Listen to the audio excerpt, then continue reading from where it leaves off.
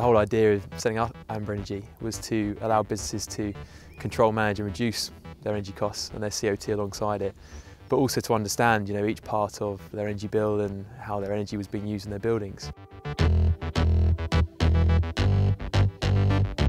The reason behind it was that pretty much all my clients were really struggling with the idea of how to manage their energy, how to control the cost of it, how to reduce it.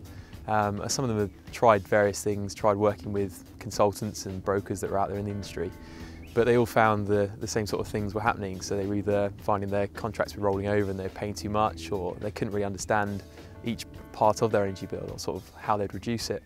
So I approached a few of them, spoke to them, sort of wanted to understand their pain, and found that actually the main thing they wanted was something which was transparent, something which they could trust, and someone that could talk to them in sort of a way they'd understand.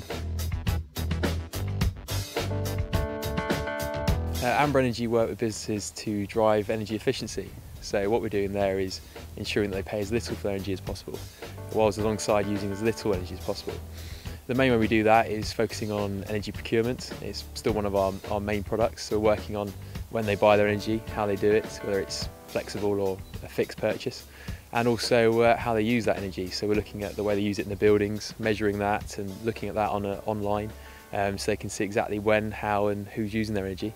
And then we'll take that forward to actually drive a reduction in energy usage. We can actually outsource the energy management to ourselves, so a small business that can't afford their own energy manager outright can pass that on to us, and we'll work with them intrinsically in their business to reduce their energy costs and consumption. The whole idea was to have a real personal relationship with the businesses we work with the main idea that to change behaviour would actually change the CO2 usage and the actual energy usage in a building. So the whole USP and the way that we work with our businesses, working that much closer, is definitely the way that we see ourselves being different.